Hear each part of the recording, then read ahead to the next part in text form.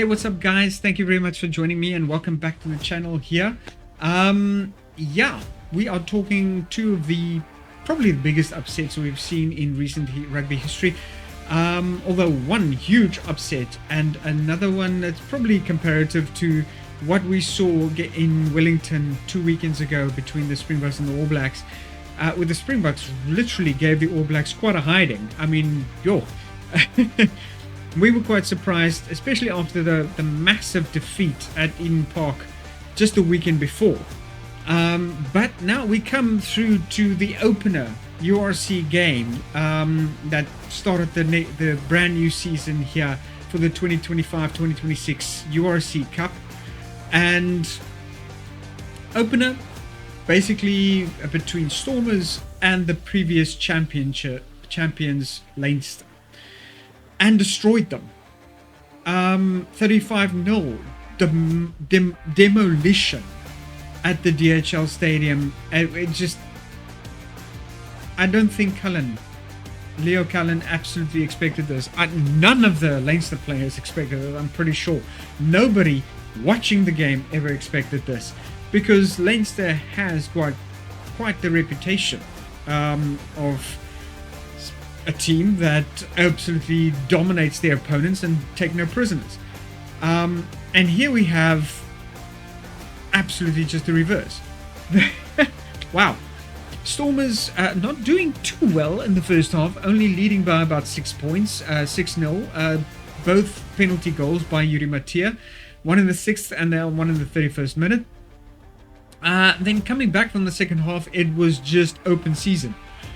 Wow, Yuri Matia get a penalty, making it 9-0. Stefan Ungara basically get his try, making it 16-0 after the conversion by Yuri Matia. Ruan Ackerman get another try on the 67th minute, and then Yuri Matia gets his own try and conversion on the 70th minute. It was absolutely beautiful to watch. The dominance, the front row set plays by the Stormers was surgical. The electrifying play by Siabelo Sanatla was just fantastic. Also, wow, Evan Roos, the dominance within the front row was absolutely amazing to watch. Fantastic brutality, a lot of strength. And it's, wonderful balance between tactical backline attacks and front row dominance. It was just absolute wonder to watch this. Yuri Matia himself scoring 20 points in this game from 1 try, 3 conversions and 3 penalties. A bit of inconsistent goal kicks in the first half, but absolutely making a brilliant comeback within the second half as well. The solo try showcases his confidence and skill as well. Ivan Roos, 9 out of 10 rating for the number 8. 2 tries, 12 ball carries, 11 tackles. Carried like an angry freight train. I mean, this man literally had to be taken down by about 4 or 5 defenders at a time. Just totally bulldozed through. It was like an angry freaking blue wildebeest. I mean, it's just wow. The strength of him in this game was just palpable. He made a statement as well with his performance after his Springbok saga earlier this year. Unfortunately, not sticking with the green and gold, but I think he's got a real statement to make here. He wants back in, and I'm pretty sure Rassie probably noticed this. Vernon Matongo, 8.5 out of 10 performance rating, I'd say. Absolute destructive force within the front row. Totally demolished Rabah Slimani in the scrum, and continued dominance when Slimani was substituted as well. Set the physical tone for the front row. It was just from early on, him and Nietling Forshire just totally dominated. That basically scored the 2 penalty goals from Yuri Matia within the first half. Just absolute front row scrummaging dominance from these 2 guys. He's probably one of the youngest players within the Stormers, making such a huge impact. And then of course Andre Hugo Venter As a hooker, I'd say 8 out of 10 rating. I mean, this guy was like a laser-guided missile thrower. You know, just in the line out. Absolutely fantastic set plays there. It was relentless over the ball as well, and menace within the breakdowns, along with Ivan Ruiz. I mean, the pick and drives by him was just absolutely magnificent. Retrieving the ball at just the right time, making several breaks, and getting, you know, taking about 5 defenders to take him down. I mean, really strong play. Stefan Ongera, scrum off, fantastic, within the 43rd minute, I think it was, scoring his try. Snappy service decisions as well, that you know, tidy control, that giving him these absolutely brilliant set plays as well. Then Ruan Ackerman, the replacement forward, that you know, made a try on his debut performance here for the Stormers. Scored a powerful driving maul, and immediate impact in the, you know, from the bench as well.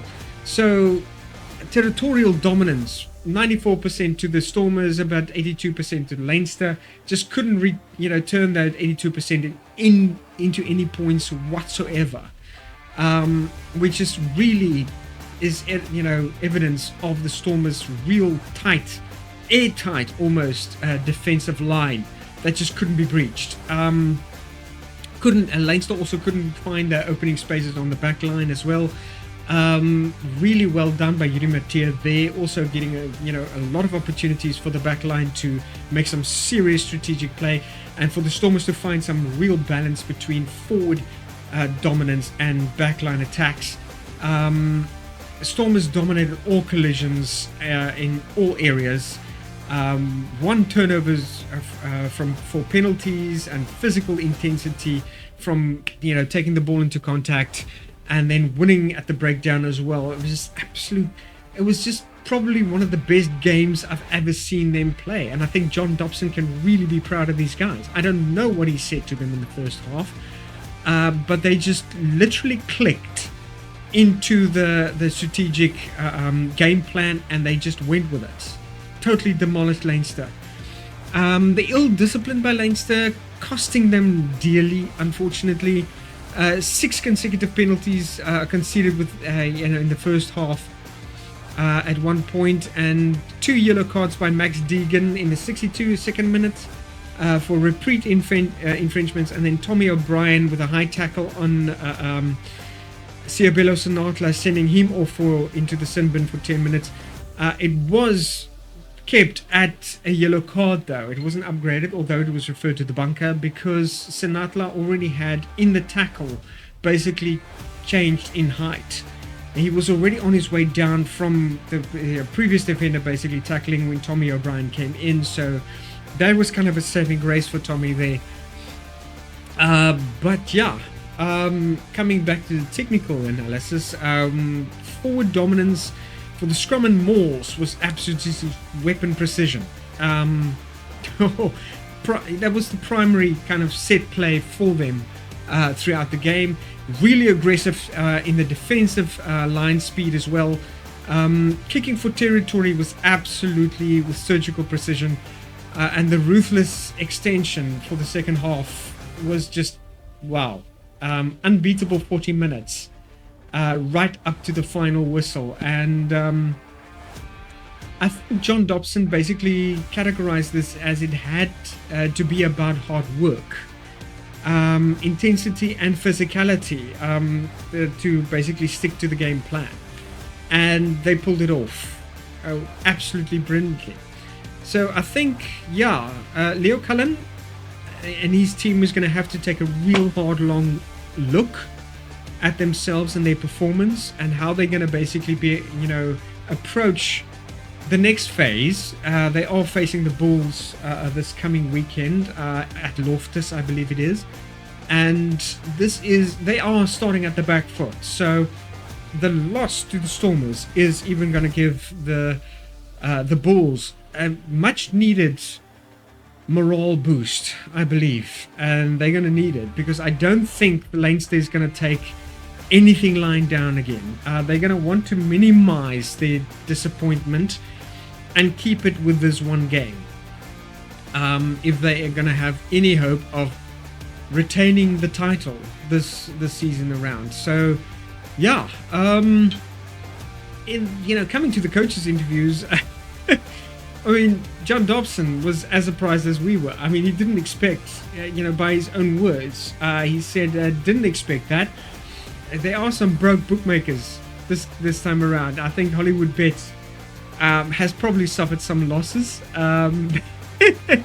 because the Stormers just broke all expectations for everybody. And it's everybody, sorry, if you bet against the Stormers this time around, you were in some serious trouble, I'd have to say. They put on a really strong performance, and I really think they can, be really proud of themselves. So Leo Cullen, expressing some massive disappointment in his team's performance, even from their captain, crediting the Stormers in a really brilliant play, but they're going to have to take a real hard and long look at their performance going forward from here on. If they want to really make another play for defending their championship this time around, they're going to have to, like I said. But yeah, going on now to the Springboks. And this is now, another one of those performances that was really absolutely perfect. What happens when a fly half scores record-breaking 37 points in a single match? Well, you get absolute carnage at Kings Park, for one. And it was just an absolute demolition on its own terms as well. Springboks scoring a 67-30 demolition over Los Pumas in Durban, and trust me, you didn't want to miss this one. Absolutely wonderful play. The first half, again, bit scruffy, kind of messy when trying to retrieve the ball. So Springboks not really doing very well at the ball handling, level of the game. The halftime score only being 25-23 in favor of the Springboks, so only 2 point difference there. And yeah, it was very nail-biting. I don't know, again, what Rassie said to the boys in halftime, but they came back extremely strong. Some disappointment there, especially with Malcolm Marx getting a yellow card, which resulted in a penalty try after he made a side entry, sort of in this, from a line-out driving maul from Argentina, coming dangerously low to our try line. He then made a side entry and then proceeded to perceivably collapse the scrum. Now, I just want to kind of pause there for a second, because I don't believe that this was at any point intended by him. Now, as many of you would know, that if you've played rugby before, that the driving maul, as well as the, any kind of maul, whether it be midfield, driving maul, or for line out, it becomes a messy situation with a lot of pushing, a lot of shoving, sort of organized chaos happening in the field. And yeah, Malcolm Marx making a judgment call error coming in from the side, which obviously would result in a penalty for him.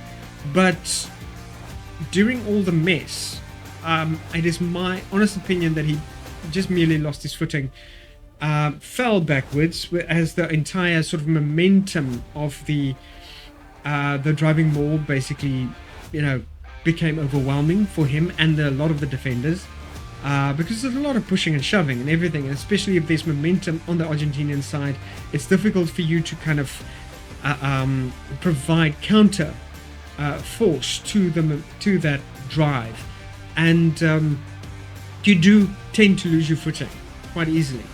The on-field decision was no try due to being held up, but the Team O then basically called the ref's attention to the whole issue. It was then deemed that Malcolm Marx collapsed the loose scrum, so he was then issued a yellow card, 10-minute sin bin, and then penalty goal or a penalty try for the Argentinians, as the ref felt that this was sort of a purposeful infringement to try and stop the try.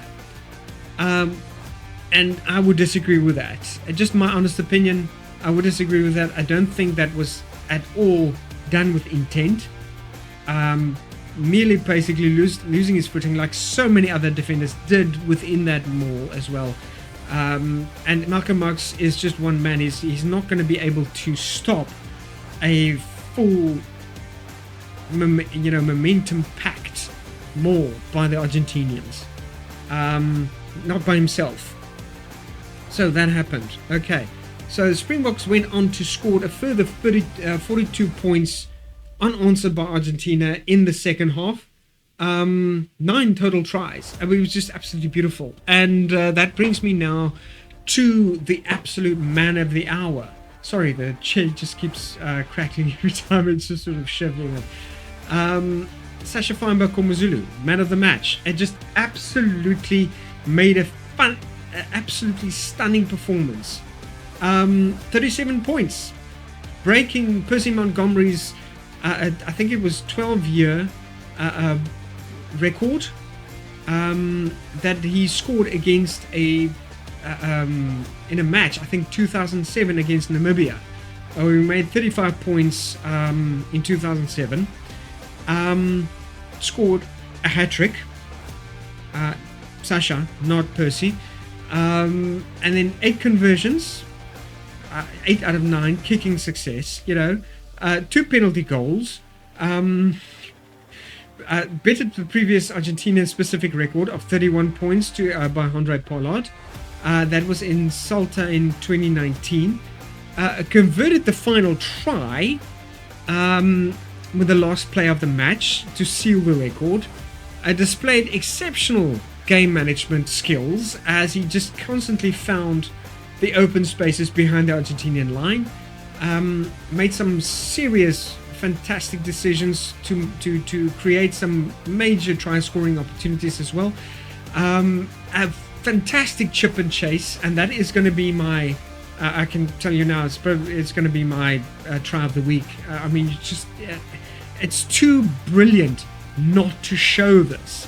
Makes a fantastic up and over chip and chase. Find the absolute open space in the back, behind the defensive line of Argentina. Even telling Kanan Moody, leave it, this one's mine. Comes in, retrieves the ball with absolute masterful skill, and goes and scores the try. It was just out of this world. Completely. Bowled me over. I was on my feet.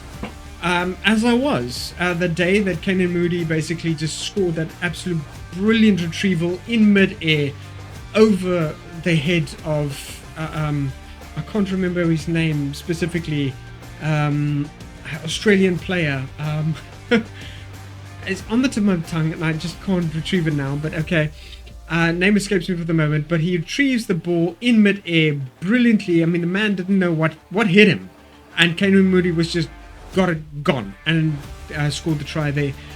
Reminiscent of that, absolute surgical precision, gameplay and skill. It was just fantastic.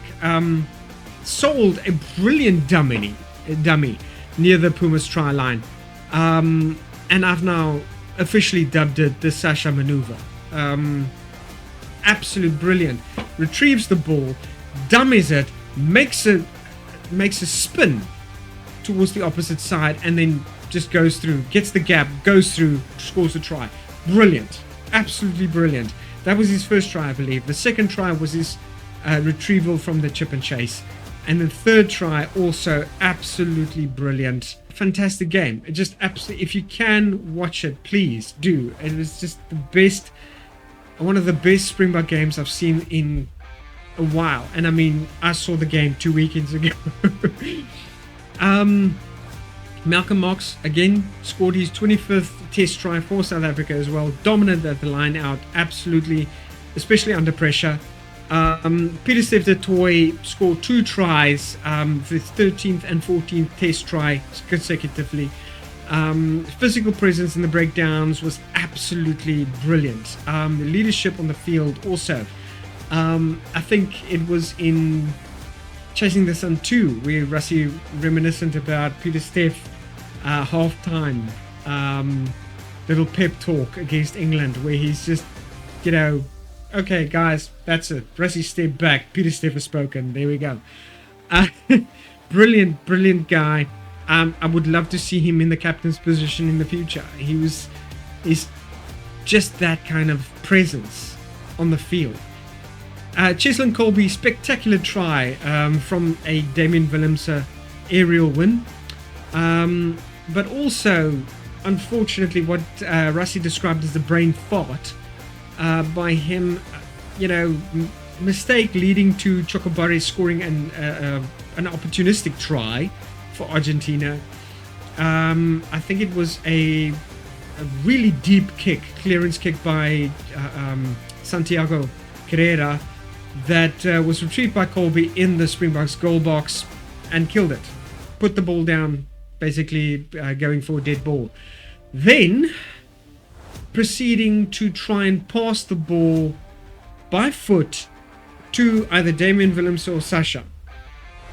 Not intending to actually restarting the game, but making the mistake of doing a drop kick.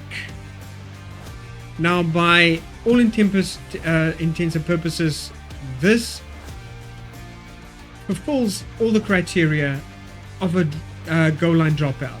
Okay, goal line dropout can be taken from anywhere behind the goal line. Where previous years the rule was you had to take it from the goal line specifically, and a lot of people prefer to take it from in between the 2 posts. You can now take it from anywhere inside of the goal box, and it has to travel 5 meters out of the goal over the goal line for it to actually qualify as a goal line dropout. That unfortunately happens. The ball touched down the first time about 4 to 5 meters out, the second time about 8 meters out, just before the 10-meter line. Chocobaris retrieves the ball there and goes and scores the opportunistic try right next to the posts. Nobody expected this. I mean, the look of absolute surprise on Cheslin Colby's face was, wow. I think Rassie probably broke his mic as he grabbed it and just absolutely screamed into it. I don't know what are you screaming. I'm not really good at lip reading, but the frustration was just palpable on his face. Not intended at all by Cheslin Colby, and I do feel that this was very much an opportunistic try. A lot of people feeling that the try should not have been awarded, as it was clear as day for anybody to see that the intent from Cheslin Colby was there simply to pass the ball to the 2 players that was actually designated to do the goal line dropout or any kind of kicking duties, either Sasha or Damien. The ref could see it, we could see it, Rassie could see it, any player on the field could see it. And suddenly we see Santiago Carreras with his hands up in the air, and we are like, what? The announcer basically saying this could be a try. The TMO coming back to the refs telling him, yep, Cheslin Colby made a drop kick. It wasn't out of hand, it was a drop kick. So ref ruled it as a legal restart to the game, which basically scored the try for Chocobares. But yeah, no use crying over spilled milk. It happened. That's it. Rassie basically said, okay, he's forgiven Cheslin. It was a bit of a brain fart, just made a mistake. Not intentional at all.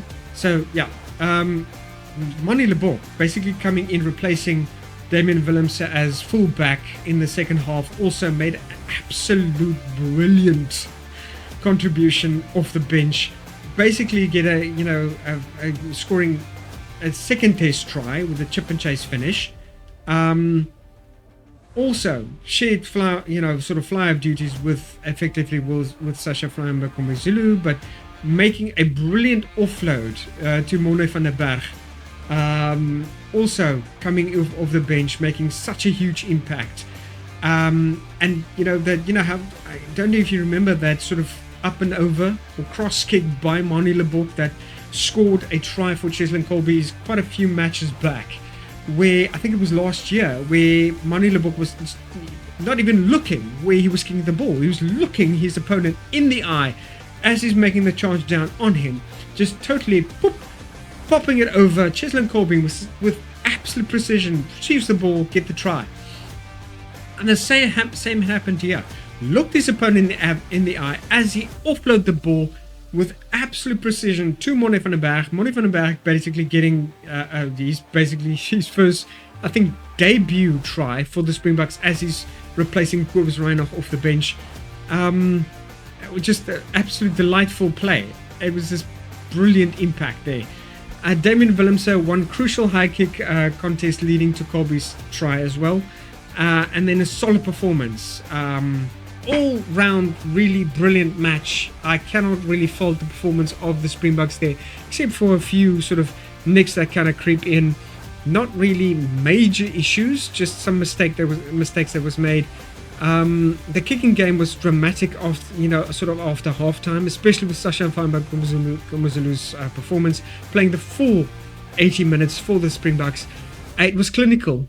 The exit strategies as well, preventing Argentina from building phases in our territory. The set pieces was brilliant. Early scrums dominance by the Springboks really leading to the first penalty goal by Sasha Flying-Zulu. I think he only missed one penalty goal, which was brilliant. So really top performance by him. Argentina really struggled to match the Boks intensity and power, the raw power in this match. The lineouts, set pieces as well. Argentina set piece just malfunctioned spectacularly. It became a critical weakness for them, honestly, as some turnover balls came from their lineouts. Malcolm Marx throwing accurately despite the pressure. Pumas failed on 2 occasions in the Springboks red zone to really make sort of play for them, except of course for that penalty try that they scored. The lineout near the South Africa, basically resulting from a lineout close to the South African try line. The defensive statistics of the Springboks was just absolutely also quite solid. Not really allowing for a lot of pressure from Argentinians, or allowing them to basically make any kind of impactful phase play within their half. The last 24 minutes was just absolute 0 points scored for Argentina, and then after they scored their 30th point, it was just all downhill from there. So 67-30 final score to the Springboks. It was just absolute brilliant game, brilliant play, and I cannot fault this. But now going a bit forward to next weekend, we are playing Argentina in England, I think it's in London, in the Twickenham Stadium. So that's going to be a tough one, I think, because the Argentinians are really going to focus on this game. They're going to look at what they did wrong, what set plays they can improve, and what discipline they can improve for themselves. So to kind of put it out there, this is going to be a tough one, because we're playing on neutral ground. Nobody's going to have, where we now had the home field advantage, that's not going to happen. It's also not going to happen with Argentina. Now, Argentina has made a name for themselves by beating both the All Blacks and both the Australian teams twice this year. And we just need a back-to-back win here to clinch the championship. If we can win with a bonus point, we will be taking hopefully the first slot in the world rankings as well. So definitely if I had to guess, I'm thinking about 37-24, probably margin for the Springboks if I had to, make a prediction for this game. But also, guys, give me your predictions in the comments field below. What do you think the Leinster is going to be doing against the Bulls this next week coming? What do you think we're going to be doing against Ospreys? Ospreys, of course, losing spectacular to the Bulls this last weekend, 53-40. That's a full 13 points. What are we going to be doing against Ospreys? Probably, also 10-point advantage, maybe 12 points. Victory over Ospreys. That's my prediction. The Sharks is the only one that lost against Glasgow Warriors, I think it was. Leinster coming to face the Bulls. What do you think they're going to be doing? So please, guys, give me your predictions in the comments field below. And like and subscribe. Hit that subscribe button if you haven't done so yet. Please support the channel. It really helps me out. So looking at if I can just pull it up here quickly, the table for the URC as it stands after round 1. Stormers leading with 5 points. Ulster just below them, basically with equal points. Glasgow Warriors at number 3, Bulls at number 4, Cardiff Rugby staying at number 5 with Munster trailing them at number 6, Connacht at number 7, Zebra at number 8, Edinburgh at number 9, Ospreys is kind of low down at number 10, Benetton at number 11, Scarlets 12, Lions at number 13, the Sharks at number 14, and Dragons Rugby Football Club and Leinster right at the bottom. So this is, quite surprising after their strong finish in the previous URC standings, and for the Castle Lager Rugby Championship, the standings is as follows. South Africa is number 1, New Zealand trailing behind them at number 2, Australia with 14 points, Australia at number 3 with 11 points, and Argentina right at the bottom at 9 points. So, excuse me, it is all up in the air of what's going to happen. South Africa just needs a win to clinch the championship here. New Zealand needs a win with a bonus point. So we're kind of hoping that doesn't happen against Australia. If they're going to win, they're back-to-back. So I would prefer we clinch it with a bonus point, because that would really do our international standings a lot better this time around. But yeah, if we keep our discipline as it was, and we keep our set plays and our game strategies and tactics as we did this last weekend, I'm pretty sure we're going to clinch this one against Argentina in England this coming weekend. So yeah, that's it for me, guys. Thank you very much for watching. It's not going to be a very long one today. I'm only basically reviewing these 2 games, but yeah, let me know what you think in the comments field, your opinions. What do you think of Chetland Colby's little brain fart? Yeah, it's kind of not intentional, but unfortunately it does happen in the heat of battle, as they so say. What do you think of Malcolm Marx? Do you think it was a deserving penalty goal?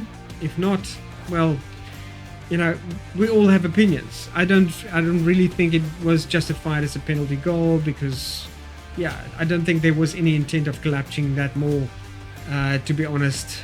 But let me know your thoughts. Let me know your opinions. What do you think is going to happen against Argentina this coming weekend? And what do you think it's going to happen between the Bulls and Leinster? And do you think the Stormers would be able to finish off against Ospreys with such a massive, spectacular win as well? But thank you very much for joining me, guys. Obviously, keep taking care of yourself and your loved ones as always.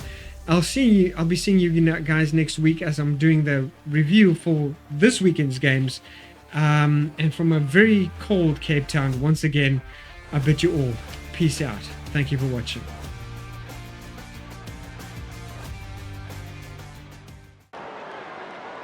from inside his own half. Can he get a 50-22 here? Well, he's chasing his own kick. So too Kane Mooney! And Freiburg of Gomezulu outpacing Argentina's defence